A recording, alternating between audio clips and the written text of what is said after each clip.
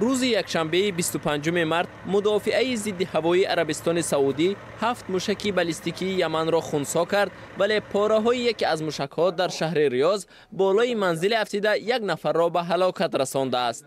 این اولین قربانی در پایتخت عربستان سعودی در دوام 3 سال عملیات ائتلاف بین المللی در یمن می باشد. نیروهای سعودی قبل از نیمه شب 3 موشک را در حریم هوایی ریاض به ضرر کردند.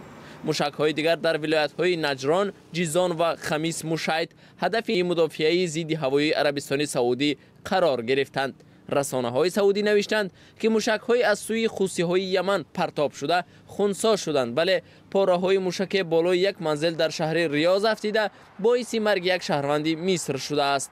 سخنگوی ائتلاف بین المللی می‌افزاید که در این حادثه 2 شهروند دیگر مصر زخم برداشتند.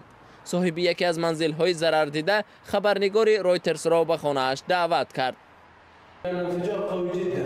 ما شاهد ترکیش نیرومند شدیم که منزل را تکان داده صدا و شمال را خیزاند.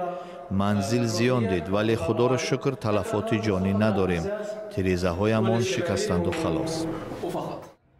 خدمات حالتهای فوق‌العاده محلی الملقا ریاض مکان افتیدن پاره‌های موشک و زیانی رسیده را تحقیق می‌کنند. در دوام 5 ماه گذشته 3 دفعه ریاض مورد حمله موشکی قرار گرفت. خبرنگار رایترز می‌نویسد که حوثی‌های شیعه مذهبی یمن توسط حمله‌ها به پایتخت عربستان سعودی توانایی خود را نمایش داده منطقه را با احتمال رقابت بیشتر ایران و عربستان سعودی مواجه کردند.